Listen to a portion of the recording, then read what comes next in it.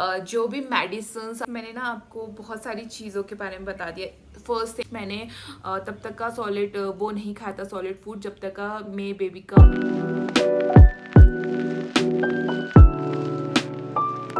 Secondary thing जो आपको ध्यान देना है वो देना है अपने खाने पीने का।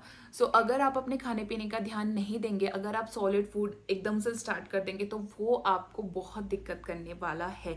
हमें पहले के ज़माने में लोग कहते थे ना कि एकदम से सॉलिड फूड अलाउड मत कीजिए और ये मत कीजिए, एकदम से कुछ भी मत दीजिए। नॉर्मल डिलीवरी में आप कुछ भी खा सकते हैं, डॉक्टर्स ने भी मुझे सब कुछ खाने के लिए बोला था। बट मैंने मिर्च का परहेज किया था और मैंने जो परहेज किया था वो किया था सॉलिड फूड का कुछ टाइम के लिए। एटलीस्ट मैंने तब तक का सॉलिड वो नहीं खाया था सॉलिड फूड जब तक का मेरे बेबी का नेमिंग सेरेमनी नहीं हो गई थी, तब तक का मैंने सॉलिड फूड नहीं लिया था। जिस दिन इसका नामकरण था उसी दिन ही मैंने सॉलिड फूड सबसे पहले दिन खाया था। आपको सॉलिड फूड बिल्कुल नहीं खाना। जितना ज़्यादा कोशिश कर सकते हैं उतना ज़्यादा लिक्विड खाइए। जितना आप लिक्विड खाएंगे ना उतना ज़्यादा आपका स्टमक सही रहेगा, क्योंकि कॉन्स्टिपेशन बहुत बड़ी दिक्कत क्रिएट कर सकता है अगर आप ने सॉलिड फूड खाना स्टार्ट करा तो। और अगर कॉन्स्टिपेशन स्टार्ट हो गया एक बार तो फिर आपके स्टिचेस बहुत पेन करने वाले हैं, क्योंकि आपको स्टूल पास करने में बहुत दिक्कत होने वाली है। जितना ज़्यादा आपका लिक्विड फॉर्म में आप डाइट लेंगे उतना ज़्यादा इजीली आप स्टूल पास कर पाएंगे, और जितना इजीली आप स्टूल पास कर पाएंगे उतना ही कम आपके जो स्टिचेस होंगे वो पेनफुल होंगे। अगर आपको कॉन्स्टिपेशन हुआ, और ये सच है कि जैसे ही आप डिलीवरी के बाद कॉन्स्टिपेशन होने के चांसेस बढ़ जाते हैं। ये भी मुझे मेरी डॉक्टर ने ही बताया था कि जितना ज़्यादा हो सके लिक्विड डाइट ही लेना। वैसे उन्होंने मुझे बोला था कि आप खाने को कुछ भी खा सकती हो, लेकिन लिक्विड डाइट जितना ज़्यादा लोगे उतना आपके लिए अच्छा है। और वैसे ही मेरे घर वालों ने भी बोला कि लिक्विड डाइट मेरे लिए ज़्यादा बेनिफिट रहेगी। एंड सच में टच वुड वो मेरे लिए बहुत ज़्यादा बेनिफिशियल रही। मैं एकदम बहुत जल्दी रिकवर होना स्टार्ट हो गई थी। अदरवाइज अगर मैं भी सॉलिड लेना स्टार्ट कर देती तो मेरे लिए भी बहुत दिक्कत होने वाला था।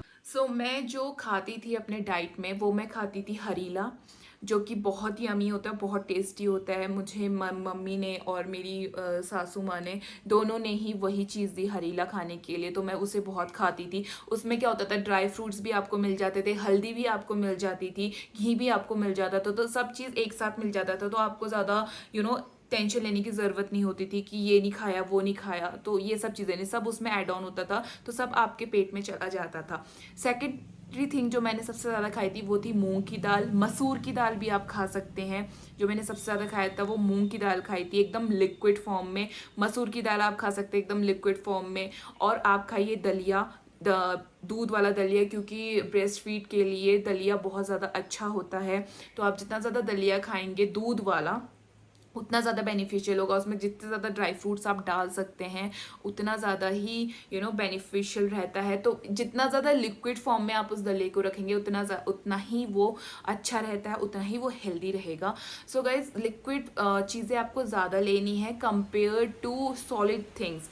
कुछ भी आपको सॉलिड रहना है। इवन मैं तो चपाती भी नहीं खाती थी बहुत टाइम तक का। मीन्स जब तक का मेरा इसका नेमिंग सेरेमनी नहीं हुआ तब तक का मैंने चपाती नहीं खाई। कभी कभी मैं अगर खा लेती तो मुझे उसी दिन एहसास होता था कि मुझे थोड़ा सा आज मेरा स्टमक टाइट हो गया है, स्टूल पास करने में दिक्कत हो। थर्ड थिंग जो आपको ध्यान देनी है वो देना है जो भी मेडिसिन आपको डॉक्टर ने रिकमेंड करी है उसको ज़रूर लीजिए। जो भी उन्होंने फॉलिक, कैल्शियम, मल्टीविटामिन, B12 आपको जो कुछ भी उन्होंने रिकमेंड किया है वो ज़रूर खाइएगा। मुझे डॉक्टर ने काफ़ी सारी मेडिसिन दी थी और उन्होंने मुझे बोला था कि 3 मंथ्स तक मुझे वो मेडिसिन खानी है।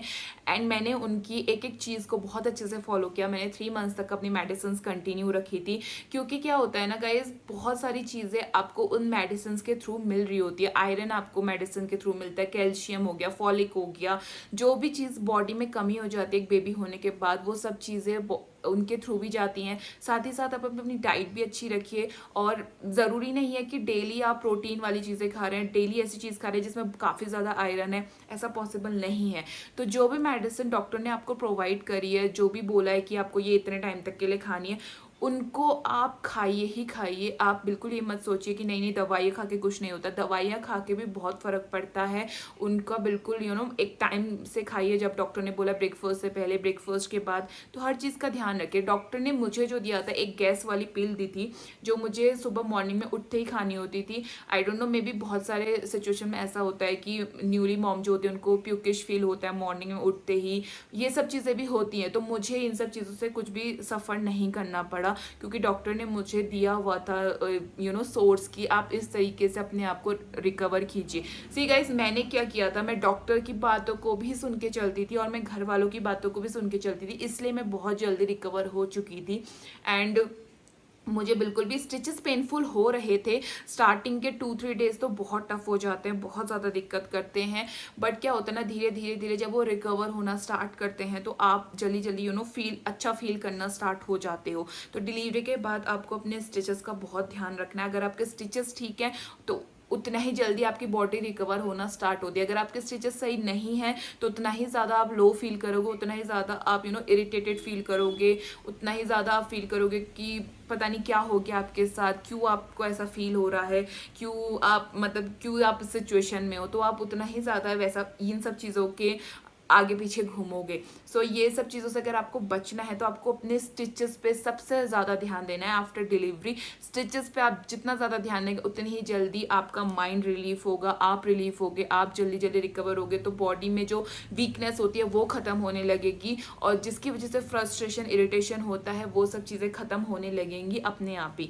तो आपको जो डॉक्टर्स जो भी मेडिसिन रिकमेंड करे उन मेडिसिन को ज़रूर खाइए, टाइम टू टाइम खाइए, जैसे जैसे डॉक्टर ने बोला है वैसे वैसे खाइए, और जितना डाइट डॉक्टर ने लेने को बोला है आप वैसे भी लीजिए। सो मैं क्या करती थी, मॉर्निंग उठते ही मैं सबसे पहले अपनी पिल ले लिया करती थी, एंड आफ्टर दैट मैं सबसे पहले जो चाय बिस्किट ले लिया करती थी, क्योंकि ब्रेकफास्ट उतनी जल्दी बन नहीं पाता था 6:30-7 बजे अराउंड, तो मैं एक बार चाय बिस्किट ले लिया करती थी। एंड अपनी जो मॉर्निंग वाली मेडिसिन होती थी वो भी मैं खा लिया करती थी। उसके बाद 8, 8:30, कभी 9 भी बज जाता था, तो मैं अपना ब्रेकफास्ट लिया करती थी। ब्रेकफास्ट में मैं लेती थी अपना वही कभी दलिया, कभी दाल, जो मेरा खाने का मन होता था मैं वो खा लेती थी, एंड वही मैं बोलती थी कि मैं ये खाऊंगी, तो वो बन जाता था मेरे लिए। सो गाइस, मैंने ना फ्रूट्स में जो सबसे ज़्यादा खाया था डिलीवरी के बाद वो खाया था पपाया। सी पूरे 9 मंथ आप पपाया नहीं खा सकते, तो लेकिन डिलीवरी के बाद तो आप पपाया खा सकते हैं बहुत इजीली। सो मैंने बहुत ज़्यादा पपाया खाया था। पपाया बहुत सारी चीज़ों में हेल्प करता है, और सबसे ज़्यादा वो जिस चीज़ में हेल्प करता है वो है वो है आपका कॉन्स्टिपेशन रिलीफ। सी, कॉन्स्टिपेशन होना बहुत बड़ी दिक्कत क्रिएट कर देता है नॉर्मल डिलीवरी में। तो जितने कम आपको कॉन्स्टिपेशन होगा, जितना ना के बराबर हो कॉन्स्टिपेशन, उतना ज़्यादा बेनिफिट है आपके लिए। So please please please papaya खाइए, जितना ज़्यादा नॉर्मल डिलीवरी के बाद आप पपाया खा सकते हैं उतना ज़्यादा खाइए, क्योंकि वो आप उससे ज़्यादा बेस्ट और कुछ भी ऑप्शन नहीं है। उसके बाद जो अगली चीज़ है जो आपके लिए बेनिफिशियल होने वाली है वो होने वाली है लेमन। सी गाइज, लेमन जो होता है ना, नींबू जो होता है, वो आपके स्टिचेस रिकवर करने में बहुत ज़्यादा हेल्प करता है। ये मुझे भी नहीं पता था कि ऐसा कुछ है, लेकिन मुझे जिसने बताया ना कि आप लेमन खाना स्टार्ट करो, उसके 2 या 3 दिन में ही मेरे स्टिचेस, जो 1-2-3 स्टिचेस मेरे पेन कर रहे थे, वो भी एकदम से रिकवर हो गए थे। एंड आई वॉज लाइक कि यार ये कितना चमत्कार है, मेरे से तो जादू ही है। सो गाइज, आपको क्या करना है ना, जैसे आप मूंग की दाल खा रहे हैं, आप मान लो आप मसूर की दाल खा रहे हैं, तो उसमें ना ऊपर से डाल लीजिए अच्छे से नींबू, एंड उसके बाद उसको लीजिए। आप देखो टेस्ट भी अच्छा हो जाएगा, एंड आपके स्टिचेस जो हैं वो बहुत जल्दी जल्दी आपके रिकवर होने लगेंगे। क्योंकि देखो, जब हमें डॉक्टर मेडिसिन देते हैं ना तो उसमें विटामिन सी ज़रूर मिलता है। इट्स बिकॉज ऑफ कि आपको स्टिचेस लगे होते हैं वो रिकवर होने में, तो वो चीज़ वहाँ से वहाँ कनेक्ट करती है। तो मैंने नींबू लेना जब स्टार्ट किया ना तो मेरे स्टिचेस और बहुत जल्दी रिकवर हो गए थे। विदिन 3-4 डेज मैं बहुत अच्छे से उठने बैठने लगी थी, बहुत ज़्यादा दिक्कत नहीं होती। एक आध स्टिच, फिर वो एक आध ही बचा था जो थोड़ा सा लॉन्ग टाइम रहा था, बट एक आध से ना कुछ फर्क नहीं पड़ता है। जब बहुत ज़्यादा आपके इतने सारे, जब 12 स्टिचेस मेरे लगे थे तो वो जब दर्द कर रहे थे तो मैं प्रॉपर उठ बैठ नहीं पाती, लेकिन धीरे धीरे क्या होने लगा, मैं बहुत जल्दी उठने बैठने लग गई थी। एंड वेन जब मुझे लोगों ने नामकरण में भी देखा था, तो हम लोगों ने प्रॉपर फंक्शन जब रखवाया था तो उसमें भी मुझे बोला था कि सब लोग मुझे देख के बहुत शॉक रह गए थे कि इतनी जल्दी कैसे रिकवर हो गई। तो यही एक रीज़न था कि मैंने सबसे पहले तो एक तो अपनी डाइट का बहुत ज़्यादा ध्यान रखा था। मैं लिक्विड ही खाती थी, मैंने बिल्कुल सॉलिड नहीं खाया था। अगर आप वेजीज खा सकते हैं, आप बीन्स खा सकते हो, आप पोटैटो खा सकते हो, कुछ कुछ वेजीज आप खा सकते हो एकदम बिना मिर्ची वाली। आपको मिर्ची भी नहीं खाने सी। मिर्ची वैसे डॉक्टर्स बोलते हैं आप सब खाइए, लेकिन मिर्ची क्या होता है ना, आपके पेट में एसिड क्रिएट कर सकती है। और आपको, क्योंकि हमारा पेट क्या होता है ना, कच्चा होता है। हमने इतनी बेबी हमारे बाहर आया होता है, तो बेबी पेट हमारा थोड़ा सा कच्चा रहता है, जिसकी वजह से हमें मिर्च वगैरह अवॉइड करनी चाहिए। तो आप जो वेजीज है आपके घर में, जो भी वेजी बन रही है, तो आप वो भी ले सकते हैं। जैसे आप बीन्स की वेजी खा सकते हैं, वो लिक्विड फॉर्म में तो बन नहीं सकती है, लेकिन आप दाल के साथ उस वेजी को डाल के खा सकते हैं। तो आपको क्या होगा, फाइबर वगैरह मिलेगा बीन्स की सब्जी से। एंड आप न्यूट्रेला खा सकते हो, Nutrela is also very good. तो प्रोटीन मिलता है न्यूट्रेला से, तो उसकी आप एक लिक्विड सब्जी बना के खा सकते हैं प्रॉपरली। या फिर अगर आप उसको ड्राई भी बनवाएं और उसको आप दाल के संग भी खा सकते हैं। तो ये सारी चीज़ें हैं जो आपको ध्यान देनी है, और मैंने इन्हीं सब चीज़ों का ध्यान दिया था, तो बहुत जल्दी ही मैं रिकवर होने लगी थी। और 7-8 डेज में मेरे जब स्टिचेस पूरे रिकवर हो चुके थे, जब मुझे स्टूल पास करने में कुछ भी दिक्कत नहीं होने लगी थी, तो जाके मैंने सॉलिड फूड स्टार्ट कर दिया था। मीन्स मैं दिन भर में मैं एक टाइम चपाती खाती थी, बस हो गया। उसमें भी मैं दिन भर में एक बार चपाती खाती थी। मैं बैक टू बैक 3 टाइम्स चपाती मैंने नहीं स्टार्ट करती। मैं मॉर्निंग हरीला वगैरह पीती थी, एंड उसके बाद में दिन में उसके बाद मैं मिड ब्रंच में पपाया वगैरह ले लेती थी। एंड देन अगर मुझे ज़्यादा ही लग जाती थी भूख, तो मैं बिस्किट या दूध ले लेती थी। एंड इसके अलावा फिर मैं दिन में कभी चपाती वगैरह खा लेती थी, और रात को मैं दोबारा से ही लिक्विड में रहती थी। मैंने सॉलिड फूड बस एक टाइम ही रखा था काफ़ी टाइम के लिए। इसके बाद मैंने जब इसके नामकरण में खाना खाया, उसके बाद मैंने सॉलिड फूड 2 टाइम्स खाना स्टार्ट करा। उसमें मैंने 3 टाइम्स नहीं खाती थी, सिर्फ 2 टाइम्स स्टार्ट करा था, क्योंकि मैं कोशिश कर रही थी कि जितनी जल्दी स्टिचेस पूरी की पूरी अच्छे तरीके से फिल हो जाएं, उतना ज़्यादा मेरे लिए बेनिफिशियल होने वाला था। तो मैं ये सब चीज़ें थी जो मैंने फॉलो करी थी बहुत ज़्यादा। सो गाइज, यही है कि कोई सीक्रेट्स नहीं होता किसी का भी कि आप कैसे रिकवर होगे, अगला बंदा इतनी जल्दी रिकवर हो गया, मुझे इतना टाइम क्यों लगा। आपको अपनी साइड से बहुत एक्टिव रहना है। अगर आप कोशिश करेंगे कि थोड़ी कुछ चीज़ें अपने अपने अपने से करने की, जैसे कि बेबी के कपड़े आ गए तो उनको फोल्ड करके रखना, आपके कपड़े अगर आ चुके हैं रूम में तो उनको फोल्ड करके रखना, थोड़ी थोड़ी चीज़ें। जैसे आप बेबी को, जैसे हम लोगों ने बेबी को डायपर बिल्कुल नहीं पहनाया था स्टार्टिंग में, हम बिल्कुल उसे डायपर नहीं बनाते थे, तो उसकी नैपीज चेंज करना और उसको दूध वगैरह पिलाना। मेरे को एकदम ब्रेस्ट मिल्क नहीं स्टार्ट हुआ था, तो काफ़ी टाइम तक का मेरा बेबी बॉटल वाले दूधू में ही था, तो उसके लिए दूधू बना के उसको दूधू पिलाना। तो ये थोड़ी थोड़ी चीज़ें जब आप करना स्टार्ट कर देंगे ना, तो आपको क्या होगा, आप जल्दी थोड़ा थोड़ा रिकवर होना स्टार्ट नहीं होंगे। आप जितना ज़्यादा अपने आप को ऐसे ही छोड़ देंगे कि नहीं मुझसे नहीं होने वाला, मुझसे ना उठा जा रहा है ना बैठा जा रहा है, मैं नहीं कर पाऊंगी, आपको ऐसा नहीं सोचना है। आपने कुछ छोटी छोटी चीज़ें, बहुत ज़्यादा, अब मैं ये नहीं कह रही हूँ कि आपने बहुत ज़्यादा एक्टिव हो जाना है। मैं एक दिन छोड़ के बात लेती थी, मैंने बात लेना नहीं छोड़ा था कि मैं बहुत दिन तक बात नहीं ले रही हूँ। मैं एक दिन छोड़ के बात लेना स्टार्ट कर दिया था। टिल बेबी के नामकरण तक मैंने एक दिन छोड़ के बात लेना स्टार्ट करा था, बट जैसे ही नामकरण हुआ मैंने डेली बात लेना स्टार्ट कर दिया था रेगुलर बेसिस में। हाँ, मैं ल्यूकवार्म वाटर से बात लेती थी, लेकिन मैं ठंडे पानी से नहाना बंद करा था मैं गर्म पानी से ही बात लेती थी। और जिस दिन मैं हेयर वॉश करती थी, फटाफट से हेयर या तो ड्रायर से सुखा लेती थी, और अगर मैं धूप में गई हुई तो मैं धूप में अपने हेयर्स सुखा लेती थी। सो गाइज, आपको ना अपने स्टिचेस के हाइजीन से ज़्यादा अपने हाइजीन का भी बहुत ज़्यादा ध्यान रखना है।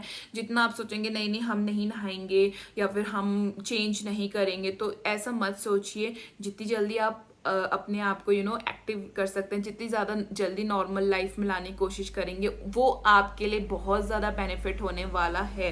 अदरवाइज ना आपको बस यही रह जाएगा अंदर से कि नहीं हमसे नहीं हो रहा है, मैं कैसे करूँ। कभी कभी होता है किसी दिन नहीं हो पाएगा, बट कोशिश कीजिएगा कि जल्दी एक्टिव होने की, थोड़ा थोड़ा चलने की। एकदम से अगर आपको स्टिचेस लगे, आप सोचो मुझसे नहीं चला जा रहा है, चला नहीं जाएगा, लेकिन थोड़ा थोड़ा आप थोड़ा चलना स्टार्ट कीजिए, हल्की हल्की वॉक लीजिएगा, थोड़ा उठिएगा, थोड़ा बैठिएगा, एकदम हर टाइम लेटे नहीं रहना है कि नहीं मुझसे नहीं लेट उठा नहीं जा रहा है, बैठा नहीं जाता है, बट कोशिश कीजिएगा अभी बैठेंगे भी उठेंगे भी, दोनों ही चीज़ों पे आपने ध्यान देना। तो गाइस मैंने ना आपको बहुत सारी चीज़ों के बारे में बता दिया।